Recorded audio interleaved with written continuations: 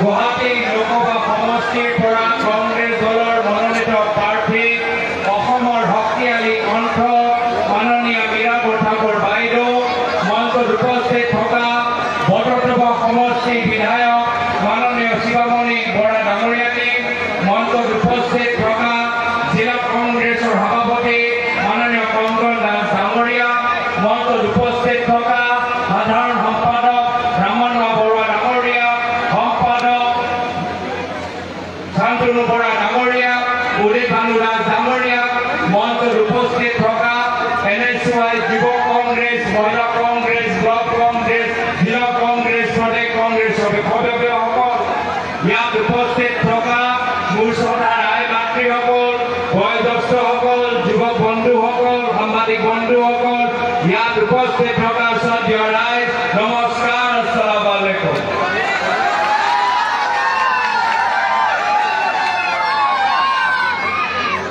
আপোনালোকৰ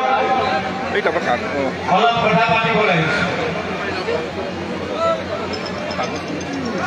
নিৰ্বাচনী বতৰ বহলাই ক'ব লাগে মই নাভাবো। সকলোৱে নিজৰ নিজৰ কৰ্তব্য জানেনে? আমাৰ কৰ্তব্য কি?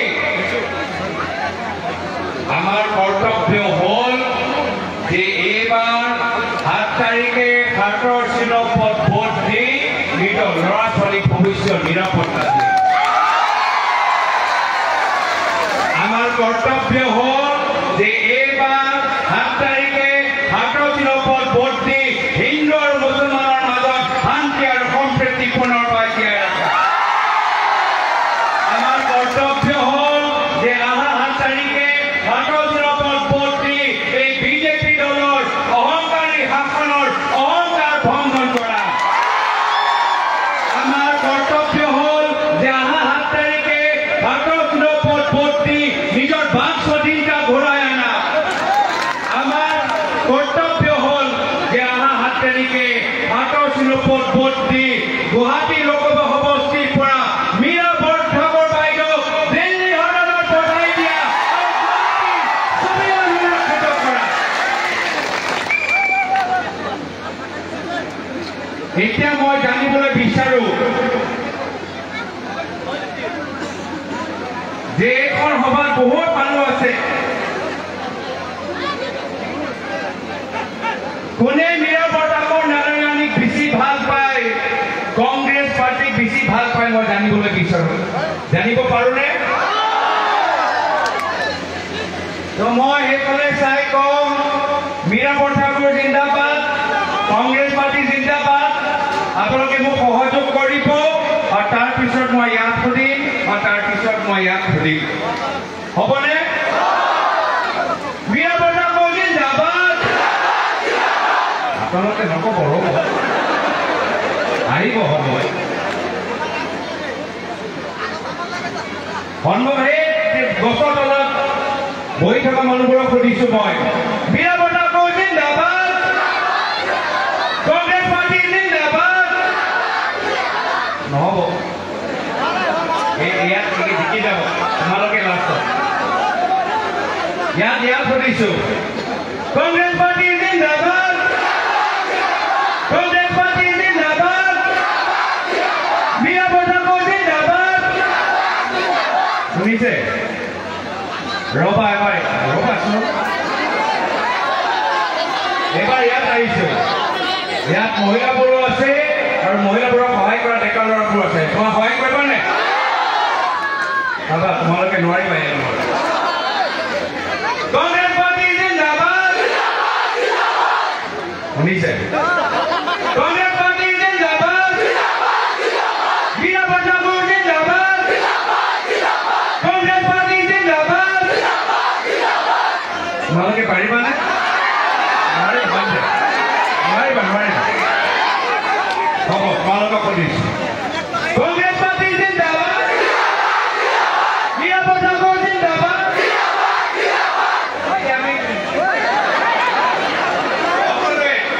সকলোৱে মিলি একেলগে একে সময়ত কংগ্ৰেছ পাৰ্টি জিন্দাবাদ। ইমানটো বগলৈকেহে যাব। নিজৰ কণ্ঠ পেলাবলৈ বিচৰা নাই না আমি মামা কাণত পেলাবলৈ বিচাৰিছো মামা কাণত পৰিব লাগিব কংগ্ৰেছ পাৰ্টি জিন্দাবাদ কংগ্ৰেছ পাৰ্টি জিন্দাবাদ মীৰা বৰ্তাগৌ জিন্দাবাদ মীৰা বৰ্তাগৌ জিন্দাবাদ এতিয়া অলপ ভাল খবৰ দিবলৈ বিচাৰো দিব পাৰোনে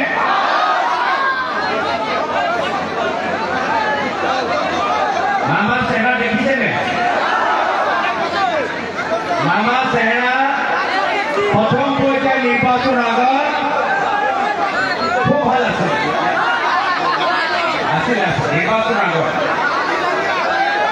নির্বাচনের আগত মামার চেহারা খুব ভাল হাঁহিটো চাবলৈও ভাল নাচ চাবলৈও ভাল নাচিছে চাইকেল চলাইছে ভাল লাগে प्रथम एक ভাল খবর কি প্রথম পর্যায়ের নির্বাচনত যোৰহাট লোকসভা সমষ্টিত কংগ্ৰেছ দল জিকিবলৈ গৈছে কাজিৰঙা সমষ্টি আমাৰ ফলাফল ভাল হ'বলৈ গৈছে ডিব্ৰুগড়ৰ লৰিজ্যোতি গগৈ ডাঙৰীয়া আমাৰ সাংসদ হ'বলৈ গৈ আছে লাহে লাহে মামাৰ হাঁহিটো অলপ কমি গ'ল তাৰপিছত দ্বিতীয় পৰ্যায়ৰ নিৰ্বাচনত মই কৰিমগঞ্জলৈ গ'লো শিলচৰলৈ গ'লো নগাঁৱলৈ গ'লো চাৰিওফালে একে কথা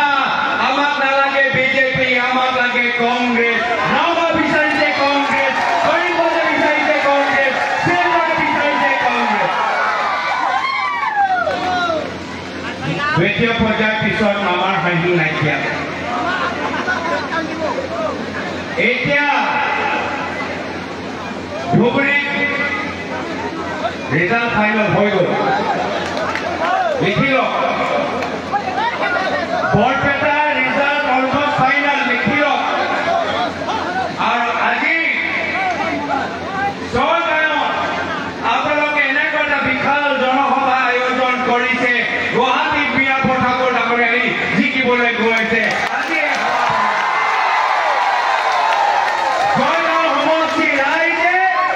মামা চেহেৰা আপোনালোকৰ সভা চোৱাৰ পিছত এতিয়া মামাৰ চেহেৰা এতিয়া অলপ হৈ গৈছে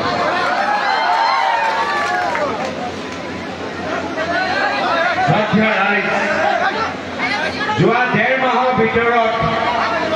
মই বিভিন্ন নিৰ্বাচনী সভালৈ গৈছো উজনি অসমৰ নিৰ্বাচনী সভাত গৈছো নামনি অসমৰ নিৰ্বাচনী সভাত গৈছো বৰাকৰ নিৰ্বাচনী সভালৈ গৈছো মই আপোনালোকক সঁচা কথা কৈছো এই যোৱা 1.5 মাহৰ ভিতৰত আটাইতকৈ সুন্দৰ নিৰ্বাচনী সভা হৈছে জেকিবুদ্দিন আহমেদ ডাঙৰীয়া আয়োজন কৰা আপোনালোকৰ মনোযোগ কৰা এই বৰ্তমানৰ নিৰ্বাচনী সভা আটাইতকৈ সুন্দৰ নিৰ্বাচনী এৰিবলৈ মন কৰা নাই মই সুধিলো জেকিবুদ্দিন আহমেদ ডাঙৰীয়া যে নিৰ্বাচনী সভা কেতিয়ালৈকে চলিব তেওঁ ক'লে যে গধূলিলৈকে চলিব মোৰো মন কৰিছে গধূলি যিমান মোৰ প্ৰগ্ৰাম আছে গোটেইবোৰ কেঞ্চেল কৰি গোটেই দিন ৰাতি আপোনালোকৰ মাজত থাকিব তাত বেণ্ড আছে মই থাকি বেণ্ডৰ লগত তেওঁলোকৰ গান গীত শুনিবলৈ ইচ্ছা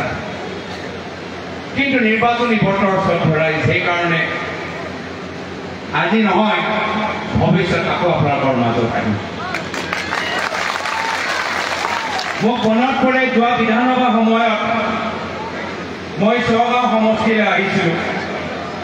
জেকিবুদ্দিন আহমেদ ডাঙৰীয়া হৈ আপোনালোকৰ আশীৰ্বাদ বিচাৰিছোঁ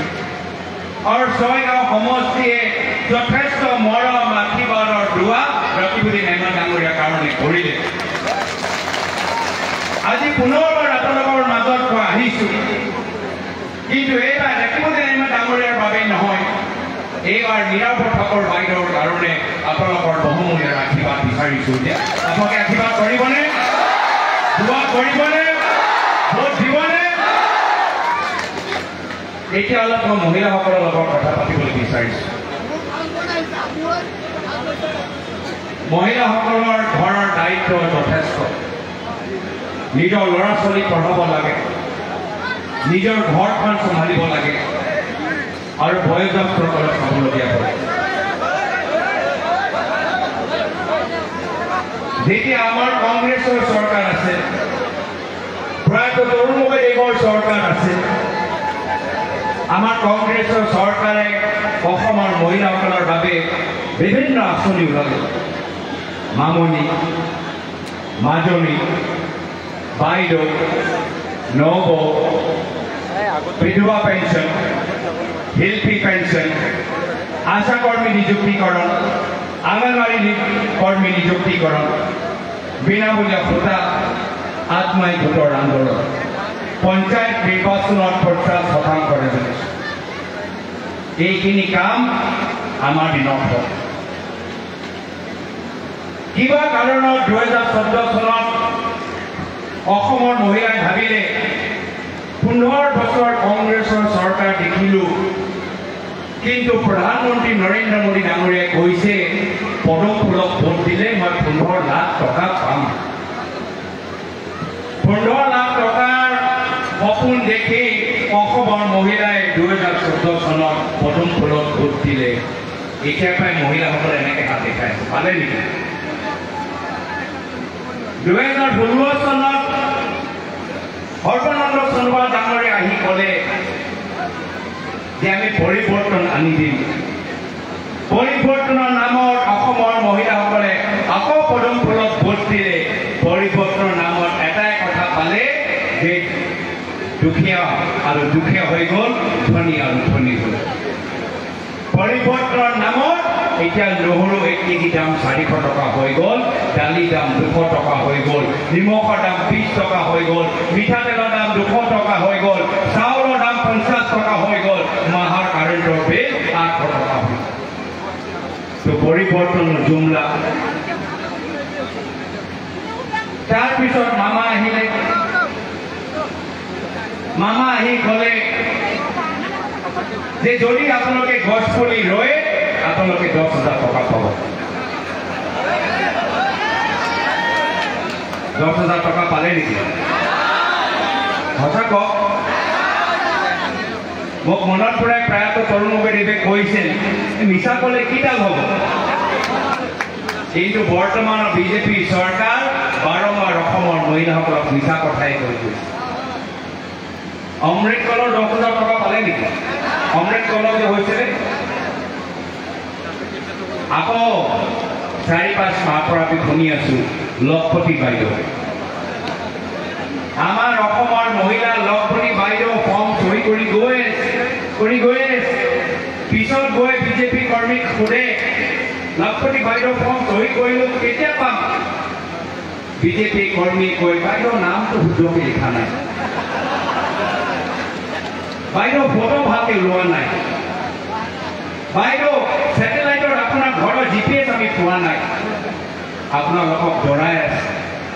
আপোনালোকৰ মূল্যৱান সময় নষ্ট কৰি গৈ আছে আৰু এতিয়া তেওঁলোকে ভুৱা অৰুণোদয় ফৰ্ম বিতৰণ কৰিছে ভুৱা অৰুণোদয় ফৰ্ম বিতৰণ কৰিছে এয়া হ'ল বৰ্তমানৰ বিজেপি চৰকাৰৰ পৰীক্ষা বাৰম্বাৰ মিছলীয়া কথা হয় আমাৰ দিনত কংগ্ৰেছ চৰকাৰৰ দিনত আমি অৰুণোদয় আঁচনি 1250 টকা দিয়া নাছিল কিন্তু কংগ্ৰেছ চৰকাৰৰ দিনত গেছ চিলিণ্ডাৰ দাম 400 টকা আছিল আজি অৰুণোদয় 1250 টকা যি সময়ত গেছ চিলিণ্ডাৰ দাম 1200 টকা সেই অৰুণোদয় 1250 টকা কাম নাই আৰু এই লখপতি বাইদেউ সঁচা কথা মই কৈ দিছোঁ মিছা ক'লে কিডাল হ'ব যেতিয়ালৈকে অসমৰ মুখ্যমন্ত্ৰী হিমন্ত বিশ্ব শৰ্মা ডাঙৰীয়া হৈ থাকিব অসমৰ ভিতৰত মাত্ৰ এগৰাকী মহিলাহে লখপতি বাইদেউ হ'ব পাৰিব আপোনালোকে হ'ব নোৱাৰিব মাত্ৰ এগৰাকীয়ে মহিলা লখপতি বাইদেউ হৈ থাকিব যেতিয়ালৈকে হিমন্ত বিশ্ব শৰ্মা অসমৰ মুখ্যমন্ত্ৰী হৈ থাকিব আৰু সেই দিছপুৰৰ বাইদেউ য'তে তেওঁ চকু পৰে তাতে তেওঁ মাটি দিবলৈ বিচাৰে ছয়গাঁৱত তোমাৰ লৈছে নেকি আহিব আগতে এতিয়া উজনি অসমত বাগান কিনি আছে উজনি অসমৰ বাগান কিনাৰ পিছত লাহে লাহে বকো ছয়গাঁৱলৈ আহি আপোনালোকৰ মাটি ল'ব আপোনালোকৰ ঘৰ ল'ব কিন্তু শ্ৰদ্ধা ৰাইজ আমাৰ পৃথিৱীৰাজ হাতী ডাঙৰীয়াই কৈছে যদি সঁচাকৈ আপোনালোকে লখপতি বাইদেউ হ'ব বিচাৰে কংগ্ৰেছে ইস্তিহাৰ অধ্যয়ন কৰক কংগ্ৰেছে ইস্তিহাৰত লিখা আছে কংগ্ৰেছ চৰকাৰ আহিলে প্ৰত্যেকগৰাকী বাইদেৱে 1 লাখ টকা পাই লখপতি বাইদেউ হ'ব সেইকাৰণে শ্ৰদ্ধা ৰাইজ মই মহিলাসকলক অলপ ঘৰৰ বাবে চিন্তা কৰা মই আহ্বান জনাইছোঁ এইখন বিজেপি চৰকাৰ আজি গাঁৱৰ ভিতৰত আপোনালোকৰ ল'ৰা ছোৱালীক বহি থকা চৰকাৰী স্কুল বন্ধ কৰি মদৰ দোকান খুলিছে এই বিজেপি চৰকাৰে আপোনালোকৰ ঘৰৰ বয়োজ্যেষ্ঠসকলৰ দৰৱৰ দাম তেওঁলোকে বৃদ্ধি কৰিছে সেইকাৰণে শ্ৰদ্ধা ৰাইজ মই আপোনালোকক কথা দিছোঁ যেতিয়া কংগ্ৰেছৰ চৰকাৰ আহিব আমি গাঁৱৰ ভিতৰত মদৰ দোকান বন্ধ কৰি পুনৰবাৰ আমি চৰকাৰী স্কুল আৰম্ভ কৰিম যেতিয়া কংগ্ৰেছৰ চৰকাৰ আহিব আমাৰ ৰাজস্থান চৰকাৰ দৰে চিৰঞ্জীৱী আঁচনিৰ জৰিয়তে 25 লাখ টকা আপোনালোকে বিনামূলীয়া চিকিৎসা খৰচটো কংগ্ৰেছ চৰকাৰৰ পৰা পাব এয়া আপোনালোকৰ কথা আজি শ্ৰদ্ধা ৰাইজ আমি কাম কৰিবলৈ আহিছোঁ আমি টকা পইচা কমাবলৈ অহা নাই মোৰ পিতৃ অসমৰ 15 বছৰ মুখ্যমন্ত্ৰী 15 বছৰৰ ভিতৰত যথেষ্ট ধন সম্পত্তি তেওঁলোকে বনাব পাৰিলেহেঁতেন কিন্তু মোৰ পিতৃ অসমৰ 15 বছৰ মুখ্যমন্ত্ৰী আজিলৈকে মোৰ নামত ক'তো বাগান নাই আজিলৈকে মোৰ মাৰ নামত ক'তো নিউজ চেনেল নাই আজিও মোৰ পৰিবাৰৰ নামত ক'তো নিজৰ ৰিজৰ্ট নাই নিজৰ স্কুল নাই আমি কাম কৰিবলৈ আহিছোঁ ৰাইজৰ হাত মজবুত কৰিবলৈ আহিছোঁ শিক্ষাৰ ওপৰত জোৰ দিবলৈ আহিছোঁ আমাৰ যেতিয়া কংগ্ৰেছৰ চৰকাৰ আছে কিমানবোৰ ভেঞ্চাৰ স্কুল পানীক্ষেপণ কৰা গ'ল আজি ভেঞ্চাৰ স্কুলৰ অৱস্থা নাই আমাৰ চৰকাৰ আহিলে আমি ভেঞ্চাৰ স্কুল লৈ এটা নতুন শিক্ষা নীতি আমি সৃষ্টি কৰিম আমাৰ চৰকাৰৰ দিনত আশা কৰ্মী অংগনবাড়ী কৰ্মীসকলে নিযুক্তি পালে কিন্তু আজি তেওঁলোকে দৰমহা বৃদ্ধি কৰিবলৈ আন্দোলন কৰিবলৈ বাধ্য হৈছে আমাৰ চৰকাৰ আহিলে আশা কৰ্মী অংগনবাড়ী কৰ্মীসকলৰ দৰমহা বৃদ্ধি কৰা যাব মনত পেলাওক যেতিয়া কংগ্ৰেছৰ চৰকাৰ প্ৰথমবাৰৰ বাবে অসমত আহিছিল 2001 চনত প্ৰাক্তন তৰুণ গগৈৰ চৰকাৰ সেই সময়ত চৰকাৰী শিক্ষকসকলৰ অৱস্থা নাই চৰকাৰী কৰ্মচাৰীসকলৰ অৱস্থা নাই ধৰ্ণা কৰিবলৈ বাধ্য দৰমহা পোৱা নাই পেঞ্চন পোৱা নাই যেতিয়া আমাৰ কংগ্ৰেছৰ চৰকাৰ আহিলে শিক্ষকসকলে দৰমহা পালে চৰকাৰী চাকৰিয়ালসকলে পেঞ্চন পালে আজি চৰকাৰী কৰ্মচাৰীসকলে কৈছে যে আমাক নতুন পেঞ্চন আঁচনি নালাগে মই কথা দিছোঁ যেতিয়া আমাৰ ভৱিষ্যত কংগ্ৰেছ চৰকাৰ আহিব আমি পুৰণা পেঞ্চন স্কিম আমি পুনৰবাৰ আমি আৰম্ভ কৰিম আজি যুৱকসকলে চাই আছে যে শিক্ষাৰ প্ৰতি এইখন চৰকাৰে কি কৰিছে যেতিয়া আমাৰ কংগ্ৰেছৰ চৰকাৰ আছিল প্ৰত্যেক বছৰ বিনামূলীয়াকৈ মেট্ৰিক পৰীক্ষাত ফাৰ্ষ্ট ডিভিজন পোৱা ল'ৰা ছোৱালীবোৰ বিনামূলীয়া লেপটপ পাইছে ছেকেণ্ড ডিভিজন ল'ৰা ছোৱালীবোৰ বিনামূলীয়া টেবলেট পাইছে আৰু আজি শিক্ষাৰ প্ৰতি কোনো নীতি নাই কলেজৰ ভিতৰত লাইব্ৰেৰী নাই ৰিচাৰ্জ কৰিবলৈ পইচা নাই ফেকাল্টিবোৰ পোষ্টবোৰ খালী পৰি আছে আমাৰ চৰকাৰ আহিলে আমি উচ্চ শিক্ষাৰ ওপৰত জোৰ দিম আপোনালোকৰ স্থানীয় কলেজৰ অনুষ্ঠানবোৰ আৰু উন্নত আমি কৰিম এয়া হৈছে আমাৰ উদ্দেশ্য আজি সচেতন ৰাইজ আপোনালোকক আহ্বান জনাইছোঁ যে এই বিজেপি চৰকাৰ আজি ক্ষমতা তেওঁলোকে মূৰত সোমাই গৈছে তেওঁলোকে সংবিধান সলনি কৰিবলৈ বিচাৰে সংবিধানত কি লিখা আছে যে আমি সকলোৱে হলো ভাৰতীয় নাগৰিক আমাৰ আমি হিন্দু হ'ব পাৰোঁ, আমি মুছলমান হ'ব পাৰোঁ, আমি শিখ হ'ব পাৰোঁ, আমি খ্ৰীষ্টান হ'ব পাৰোঁ, আমি দিল্লীৰ হ'ব পাৰোঁ, আমি তামিলনাডু হ'ব পাৰোঁ, কিন্তু আমি সকলোৱে হ'লো ভাৰতীয় নাগৰিক, আমাৰ সমান অধিকাৰ। এতিয়া বিজেপিয়ে সংবিধান সলনি কৰি সমাজৰ ভিতৰত প্ৰথম শ্ৰেণী নাগৰিক আৰু দ্বিতীয় শ্ৰেণী নাগৰিক বনাবলৈ বিচাৰে। আৰু সেইকাৰণে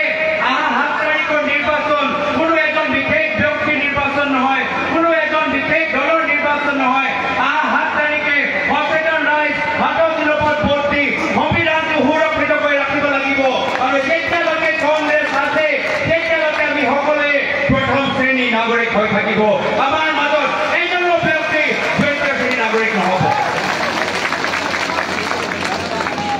আমি কাম কৰিবলৈ বিচাৰোঁ, এনআৰচি শুদ্ধ হোৱাটো বিচাৰোঁ, দ্বিমতৰ সমস্যা সমাধান হোৱাটো বিচাৰোঁ, নিজৰ মাজত শান্তি আৰু সম্প্ৰীতি জীয়াই ৰাখিবলৈ বিচাৰোঁ। এই অসম হ'ল মহাপুৰুষ শ্ৰীমন্ত শংকৰদেৱৰ অসম, আজান পীৰৰ অসম, মাধৱদেৱৰ অসম, জ্যোতিপ্ৰসাদ আগৰৱালৰ অসম। ভূপেন হাজৰিকাৰ নিজৰ কবিতাত কৈছিল,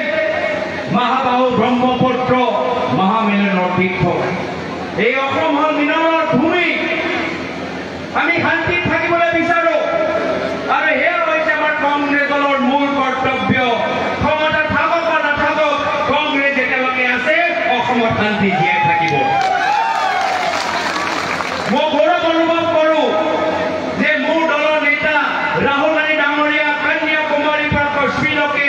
মণিপুৰৰ পৰা মুম্বাইলৈকে এটাই বাৰ্তা লৈ যাত্ৰা কৰিলে যে নফৰত কি বাজাৰ মে মোহব্বত কি দোকান খুলি। এয়া হৈছে কংগ্ৰেছ। আৰু সেইকাৰণে আমি য'তে গৈছোঁ ৰাইজে কৈছে যে এইবাৰ আমাৰ স্বাভিমানৰ কথা আছে, আমি অসমৰ পৰা এজন উপযুক্ত সাংসদ আমি দিল্লীলৈ পঠাবলৈ বিচাৰোঁ। সেইকাৰণে ডিব্ৰুগড় ৰাইজে কৈছে যে আমি দিল্লীত আমি লুৰিণজ্যোতি গগৈ ডাঙৰীয়াক সাংসদ হিচাপে আমি চাবলৈ বিচাৰোঁ। নগাঁও সমষ্টি ৰাইজে কৈছে যে আমি নগাঁৱৰ পৰা প্ৰদ্যুৎ বৰদলৈ ডাঙৰীয়াক এজন সাংসদ হিচাপে আমি পঠাবলৈ বিচাৰোঁ। কৰিমগঞ্জৰ পৰা ৰাইজে কৈছে যে আমি হাফিজ আব্দুল ৰছিদ চৌধুৰী ডাঙৰীয়াক আমি সদনত পঠাবলৈ বিচাৰোঁ। ধুবুৰী ৰাইজে কৈছে যে আমি ৰকিবুল হুছেইন ডাঙৰীয়াক আমি দিল্লী সদনত পঠাবলৈ বিচাৰোঁ। কিন্তু এইসকল হ'ল পুৰুষ। আমি অসমৰ পৰা এজন শক্তিশালী নেত্ৰী আমি পঠাবলৈ বিচাৰোঁ। আৰু সেইকাৰণে গুৱাহাটী লোকসভা সমষ্টিৰ সচেতন ৰাইজক অনুৰোধ জনাইছোঁ, অহা 7 তাৰিখে সদনত ভোট দি এজন শক্তিশালী নেত্ৰী মীৰাবাই ঠাকুৰ ডাঙৰীয়াক আমি দিল্লী পঠাব লাগিব। সেইকাৰণে শ্ৰদ্ধেয় ৰাইজ, আজি আপোনালোকৰ মাজত আহি আমি ইমান কষ্ট কৰিছোঁ। এতিয়াও নিৰ্বাচন কাৰণে 2-3 দিন আছে। মই অলপ সময় আগতে বকো সমষ্টিত এটা সভা খুলিলোঁ যে ছয়গাঁৱৰ তুলনাত বকো সমষ্টি বিচি ব্যৱধানত আমাৰ মীৰাবাই ঠাকুৰ বাইদেউক জিকাব পাৰিবনে? এতিয়া বকো সমষ্টি ৰাইজে কৈছে পাৰিব। কথাখিনি মুকলিকে ক'বলৈ বিচাৰোঁ, নহ'লে ছয়গাঁও সমষ্টি ৰাইজে মোক সুধিব যে গৌৰৱ গগৈ ডাঙৰীয়া, আপুনি বকো সমষ্টি গৈ বকো ৰাইজক সুধিলে, এতিয়া ছয়গাঁৱত আহিছে, ছয়গাঁও ৰাইজক এই প্ৰশ্নৰ উত্তৰ দিবলৈ এটা সুযোগ দিয়ক। মই ছয়গাঁও সমষ্টি ৰাইজক সুধিবলৈ বিচাৰিছোঁ, আটাইতকৈ বেছি ব্যৱধানত আপোনালোকে মীৰাবাই ঠাকুৰ বাইদেউক জিকাব পাৰিবনে? বকোত অলপ বেছি দূৰ আছে, অলপ বেছি দূৰ আছে। মিছা কথা কোৱা নাই, মিছা ক'লে কি ভাল হ'ব। আকৌ এবাৰ কৈ সুধিছোঁ, দুপৰীয়া ভোক লাগিছে নেকি? বকো সমষ্টিৰ তুলনাত ছয়গাঁও সমষ্টি ৰাইজে আটাইতকৈ বেছি ব্যৱধানত মীৰাবাই ঠাকুৰ বাইদেউক জিকাব পাৰিবনে? ইয়াৰ পৰা বকো সমষ্টি ৰাইজক কৈছোঁ, ছয়গাঁও অলপ আগবাঢ়ি গৈছে। এতিয়াও 2 দিন আছে বকো সমষ্টি ৰাইজে সজাগ। মই সদ্যৰাই বিচৰ ক'বলৈ বিচৰা নাই আমাৰ ভূপেন বৰা ডাঙৰীয়া ইতিমধ্যে আপোনালোকৰ মাজত আছে বক্তৃতা দিব লুৰিজ্যোতি গগৈ ডাঙৰীয়া আহিছে তেওঁলোকে নিজৰ কথাবোৰ ক'ব আজি আপোনালোকে ইমান যে মৰম ইমান যে দুৱা ইমান যে আশীৰ্বাদ আপোনালোকৰ কাৰণে কৈছে সঁচাকৈ আমাৰ সাহস বৃদ্ধি আৰু শেষত মই এটাই কথা ক'বলৈ বিচাৰিছোঁ আপোনালোকৰ কাৰণে আমি ইয়াত আছোঁ আপোনালোকৰ মৰমৰ কাৰণে আমি ইয়াত আছোঁ আমি যিমানে পদবীত আমি যিমানে ডাঙৰ চকীত আমি বহিব পাৰোঁ কিন্তু ৰাইজৰ মৰমৰ কাৰণে আমি সেই চকীটো পাইছোঁ ৰাইজৰ আশীৰ্বাদৰ কাৰণে আমি এই মঞ্চত বহিব পাৰিছোঁ আৰু মই এই ছয়গাঁও সমষ্টিৰ ৰাইজক কৈছোঁ যে বিজেপি RSS আৰু হিমন্ত বিশ্ব শৰ্মা ডাঙৰীয়াৰ পৰা ভয় খাব নালাগে যদি কংগ্ৰেছৰ কোনো নাথাকিলে শেষত গৈ মই অকলে বিজেপি RSS হিমন্ত বিশ্ব শৰ্মা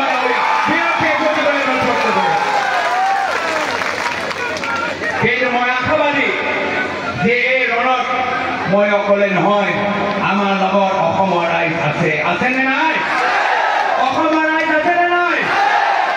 ৰাইজ আমাৰ লগত থাকিলে আমাৰ নেতাসকলে সাহস পায় মই ৰাইজক সদায় অনুৰোধ কৰোঁ যে আমাৰ লগত থাকক আৰু যদি ক'ৰবাত আমাৰ ভুল হয় আমাক পৰামৰ্শ দিয়ক এইখিনি কথা কৈ পুনৰবাৰ সকলোকে ধন্যবাদ কৃতজ্ঞতা জ্ঞাপন কৰি চবৰে ঘৰৰ মংগল কামনা কৰি আপোনালোকৰ ল'ৰা ছোৱালীৰ উজ্জ্বল ভৱিষ্যতৰ বাবে কামনা কৰি ইয়াতে নিজৰ চমু সামৰিছোঁ ধন্যবাদ জয় হিন্দ জয় আই অসম